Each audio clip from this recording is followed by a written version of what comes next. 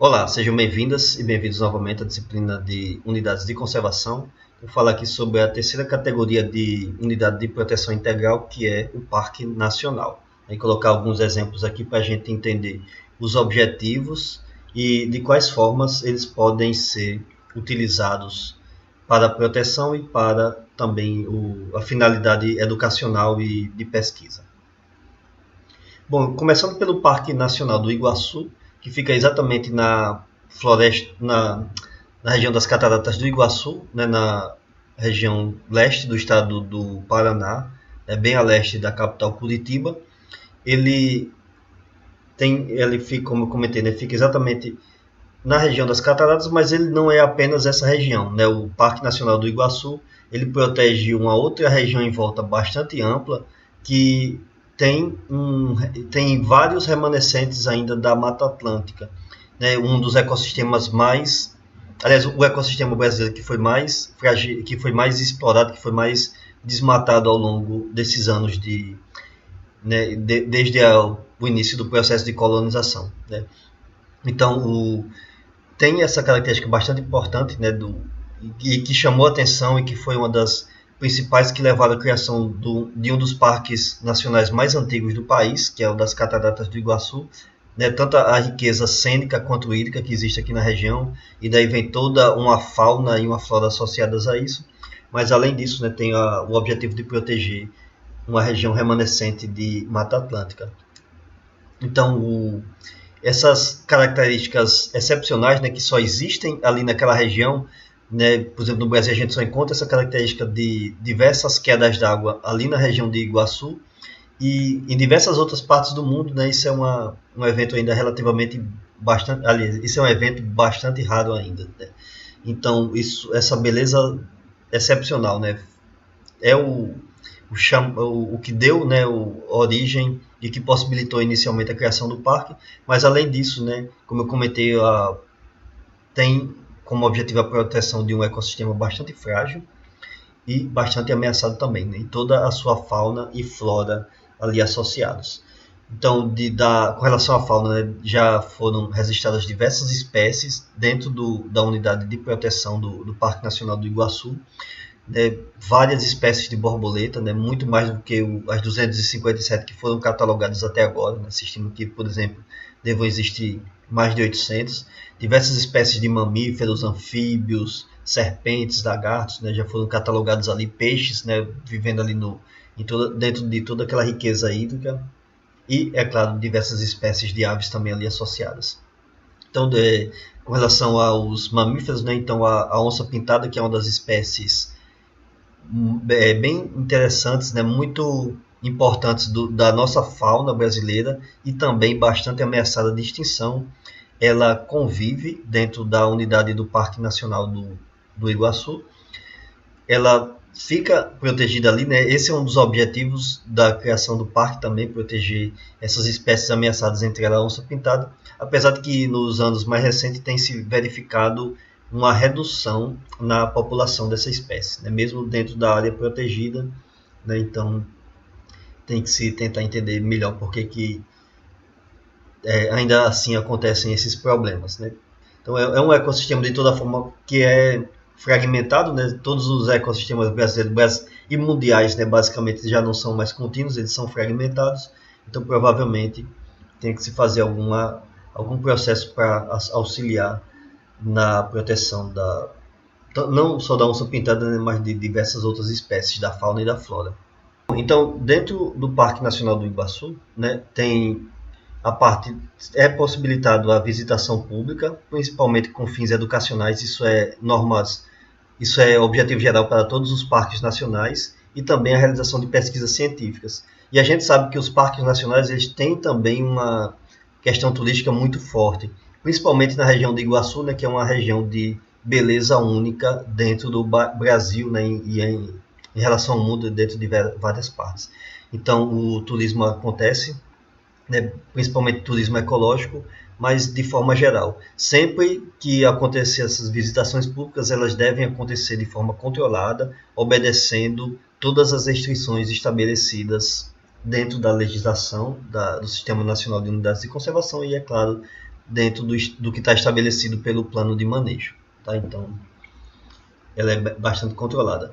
O Parque Nacional do Iguaçu, então, fica localizado na região sudeste, dentro do estado do Paraná. É uma área bastante grande que engloba 6 municípios, protege o bioma da Mata Atlântica, tem uma área total de 185.262,5 hectares e foi criado em 1939, é o segundo parque mais antigo do Brasil. Tá? Para a gente entender que o entendimento da importância de proteger essa região já é bastante antiga. Bom, e aqui para colocar um outro exemplo, eu vou colocar o Parque Nacional da Tijuca, que fica no município do Rio de Janeiro, né, ainda é dentro da área municipal do município. Ele protege uma floresta de Mata Atlântica, mas que é uma floresta que já foi mexida, né, toda aquela região já foi mexida e ela foi reflorestada. Né, porque a gente entende que unidade de proteção integral ela não deve ser mexida de forma alguma, com exceção de fins de recuperação de áreas degradadas. Tá? Então, essa categoria aqui é o que enquadra, né, o Parque Nacional da Tijuca, possibilitando que ele seja uma área de proteção integral. Então, a vegetação ela é secundária. Dentro de toda aquela região ali, antes, ainda na época ou até antes do Segundo Reinado, era utilizada para cultivo de café. Se percebeu que o cultivo de café estava prejudicando o fornecimento de água para o município. Então, ainda na época do Segundo Reinado, já se tinha essa ideia, né? Já se tinha essa noção de que se não se protege os recursos ecológicos da região, vai prejudicar os recursos hídricos, apesar de que hoje em dia ainda tem pessoas que duvidem dessas informações, né? Mas então a Floresta Nacional da Tijuca ela foi reflorestada exatamente com esse objetivo de recuperar uma área degradada que era utilizada na agricultura, para que ela pudesse, além da proteção biológica, fazer uma proteção e recuperação de recursos hídricos que depois seriam utilizados no município. Tá? Então, é uma floresta, por isso que ela é uma floresta secundária. E daí, diversas espécies da fauna passaram também a se beneficiar com a criação do Parque Nacional da Tijuca. Né? Então, entre eles, diversos animais ameaçados, o macaco prego, o macaco bugio, que foi reintroduzido recentemente de animais que estavam em cativeiro. Então, após 100 anos, ele voltou a conviver dentro da Floresta Nacional da Tijuca. E vários outros, né, ameaçados também, como cutia, cachorro do mato, sagui, algumas espécies de beija-flor bastante ameaçadas, e sabiá também, né, que é uma ave símbolo do país. Né? Então, tem essa importância também, né, de além da proteção de recursos hídricos, proteger diversas espécies bastante ameaçadas da nossa fauna e, é claro, da nossa flora também. Então, no Parque Nacional da Tijuca se permite a visitação pública, né, como existe lá também no Parque Nacional do Iguaçu, controlada também, tá? Isso, as agências de turismo que fazem os pacotes de visitação, elas devem seguir as normas estabelecidas pelo plano de manejo do Parque Nacional, tá?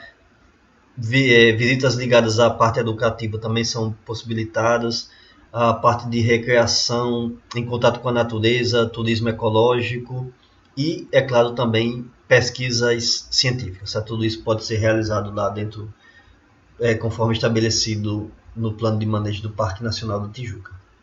Então fica localizado na região sudeste, no estado do Rio de Janeiro e município de Rio de Janeiro, e protege o bioma da Mata Atlântica, mesmo sendo uma vegetação secundária, né, de reflorestamento, mas o reflorestamento foi feito exatamente com espécies de regiões próximas, né, ou seja, que provavelmente já existiam antes do desmatamento. Protege uma área de 3.958 hectares e foi criado estabelecido oficialmente como unidade de proteção em 1961. Bom, para finalizar aqui os exemplos, eu vou falar sobre um parque nacional que existe no nosso estado, que foi criado bem recentemente. É o único parque nacional do Rio Grande do Norte. Tá? Lembrando que parques nacionais, aliás, parques, eles podem ser tanto nacionais quanto estaduais e municipais. Tá? Os 3 exemplos que eu coloquei aqui hoje são sobre parques nacionais. Então, o Parque Nacional da Furna Feia ele é o único parque nacional do estado do Rio Grande do Norte e foi criado bem recentemente, né? Só foi aprovado em decreto em 2012. Então ele tem como objetivo a preservação do complexo espeleológico, ou seja, complexo de cavernas da região ali de Furna-Feia, que Furna-Feia é exatamente uma dessas cavernas, é a maior de todas, né, que já era conhecida há bastante tempo lá na região. Além disso, está protegendo a região de cavernas. Um outro objetivo é a proteção da caatinga, um outro ecossistema brasileiro bastante ameaçado e menos estudado ainda, né, o menos estudado dos nossos ecossistemas e, como consequência, também acaba sendo um dos mais ameaçados. Né? Então, se prevê, além da realização de visitas públicas, a realização de pesquisas científicas e de diversas outras atividades ligadas à visitação, como interpretação ambiental, recreação em contato com a natureza, turismo ecológico também. Mas a parte de pesquisa científica é muito interessante porque vai possibilitar a compreensão de diversos aspectos, tanto ligados à fauna quanto à flora da região. Como eu acabei de comentar, a gente precisa ainda de fazer muita pesquisa para compreender toda a dinâmica da caatinga. Se encontra em algumas dessas cavernas pinturas rupestres. Essa daqui é a mais famosa e a mais visitada, né, da região.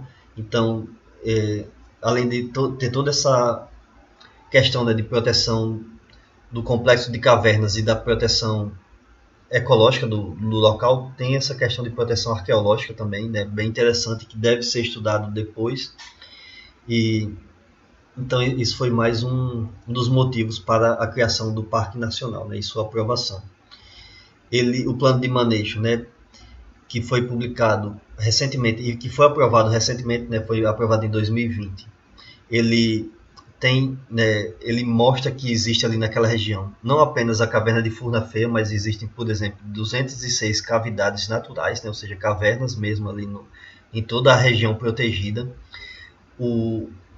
A caverna de Furna-Feia é maior, que dentro de todo o seu complexo ali de cavernas e ramificações, ele compreende 739 metros de desenvolvimento, né, ou seja, espalhado ali por toda a região dentro da caverna, mas existem, né, várias outras áreas. Né? E aqui um detalhe da vegetação da caatinga que, consequentemente, precisa ser protegida, né, e que está ali englobada dentro do Parque Nacional de Furna-Feia.